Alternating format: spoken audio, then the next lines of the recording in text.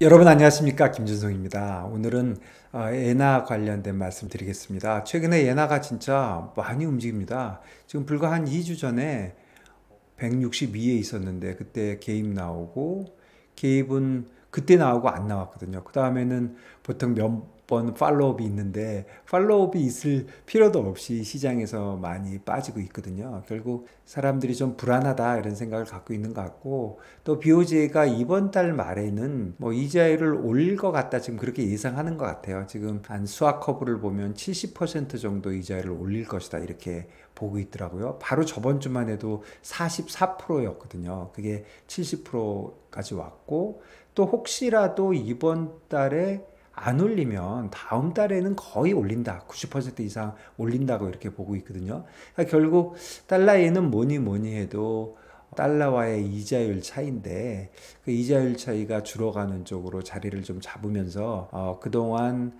BOJ가 환율에 대해서는 거의 배째라 수준으로 나오던 것들이 저번 달 BOJ 미팅 이후에 개입도 한번 나왔고, 그리고 달러 이자율 쪽도 좀 내려오는 쪽으로 점점 자리를 잡아가고, 또 이런저런 걸로 볼 때 시장이 좀 그렇게 이제 예나 약세에 대한 확신을 못 갖게 되니까 옌 캐리 트레이드들이 언와인드 되고 있는 효과가 확실히 있는 것 같거든요. 그래서 지금 금요일 날 오전인데 어제 뉴욕장에 152까지 내렸으니까 162였던 게 거의 뭐 지금 2주 하루 이틀 만에 10엔이 내리고, 그리고 154에 끝났다가 지금 아시아 시장 시작해서 지금 153점 뭐 60 이 정도 있거든요. 오늘 시장이 어떻게 끝날런지 모르겠지만 어쨌든 얘네가 엄청 볼러타일해지고 아래쪽으로도 뭔가 압력을 받고 있잖아요. 그래서 옌 캐리 트레이드의 청산, 그러니까 언와인드 되면 어떤 효과가 있는지 한번 정리를 한번 해봤으면 좋겠습니다. 그런 말씀 한번 드리고 싶고요. 결론만 먼저 얘기하면 글로벌 자산 시장에 광범위한 청산에 영향을 주는 것 같거든요.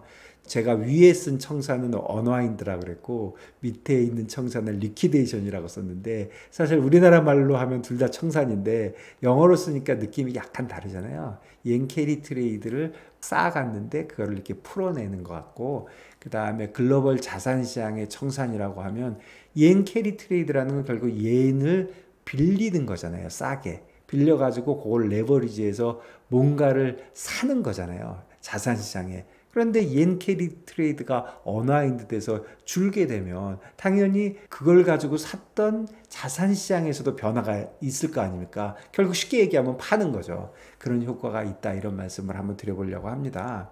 그렇다면 옌 강세 영향에 대해서 먼저 좀 생각을 해보면, 직접적인 영향은 수출 기업 위주의 니케이가 좀 하락했다고 봐야죠. 사실 니케이가 한 10% 정도 하락했는데 이 이유는 뭐 미국 주식이 빠졌으니까 따라서 빠졌다 이렇게 생각할 수도 있지만, 어쨌든 예나 강세가 영향을 줬다고 생각이 들고요. 그 다음에 사실 예나가 강세가 되면 그동안 그 약세에 많은 압력을 받고 있던 대부분의 아시아 국가들 통화에 숨통이 좀 튀는 거죠. 특히 위안화 같은 경우는 최근에 경기가 워낙 안 좋으니까 이자율까지 내리고 있잖아요. 이자율을 내리게 되면 아무래도 미국과의 금리 차이가 있으니까 더 위안화가 약세될 그런 위험성이 있는데 거기에 숨통이 좀 튀는 거죠. 사실 위안화도 지난 며칠 동안 비교적 강세가 됐습니다. 원화는 많이 강세가 되지 않았는데 원화는 우리 구조적인 문제가 있어서 그런 것 같고, 그래도 저는 원화는 뭐 앞으로 단기간 내에 어느 정도 조정이 될 것이다, 예나 강세만 유지가 된다면, 그런 생각은 갖고 있습니다. 그런데 제가 말씀드리고자 하는 것은 지금 그 직접적인 영향의 주식시장, 통화시장의 그런 영향보다도 옌 캐리 트레이드가 청산되면 어떤 영향이 있을까 하는 생각을 한번 해보는 게 더 중요한 것 같고요. 우선 옌 캐리 트레이드 청산이 왜 이렇게 중요하다고 생각을 하냐면, 그 캐리 트레이드의 자금이 그야말로 너무나도 막대한 것 같아요.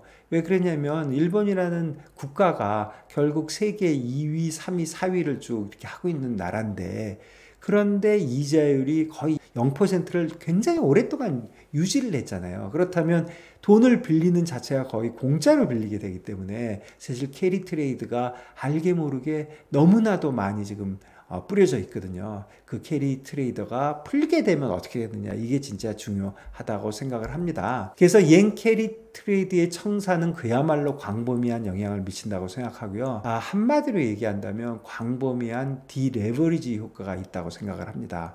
옌 캐리 트레이드라는 것은 결국 이자율이 낮은 예나를 빌려서 레버리지를 내서 뭔가에 투자를 하는 것인데, 그런 것이 줄어든다면 디레버리지 효과가 당연히 있는 거죠. 더 단순하게 생각하면 관련된 자산의 하락 압력이 있습니다. 그러니까 옌을 레버리지 해가지고 옌 부채를 해서 돈을 빌려갖고 뭔가 자산을 샀는데 결국 부채를 갚아버린다는 거잖아요. 옌을 사가지고. 그러니까 예나는 강세가 되고 이쪽에 갖고 있던 어떤 자산은 줄어들 거 아닙니까? 그래서 하락 압력이 있는데, 그러니까 평소에 레버리지가 많이 돼 있는 것들이 영향을 받을 거다, 그런 생각이 먼저 들고요. 대표적으로 레버리지가 많이 돼 있는 것들이 뭐가 있나요? 비트코인이 있죠. 비트코인이 아무래도 레버리지가 많이 돼 있다고 봐야 되고, 금도 그렇습니다. 금은 안전자산인 자산이기도 하지만 많은 사람들이 금 투자에는 레버리지를 하거든요. 그래서 금에도 영향을 좀 줄 거라고 생각합니다. 실제로 비트코인하고 금이 최근에 약간 약세로 가는 게 옌캐리하고 영향이 있다, 저는 이렇게 생각하고 있습니다.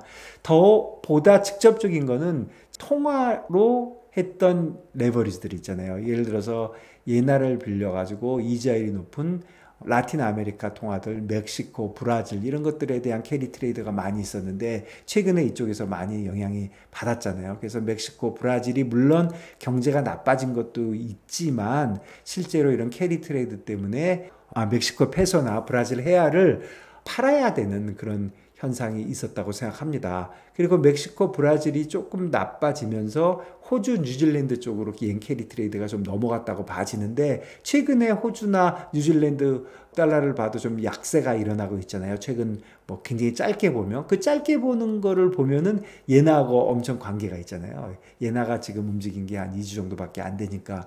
그러니까 결국 관련 자산의 하락 압력으로 오고 옌 캐리 트레이드로 의심이 되는 멕시코, 브라질 쪽의 라틴 아메리카, 그 다음에 최근에 호주, 뉴질랜드 달러가 이 모든 통화들이 약세로 돌아서고 있다.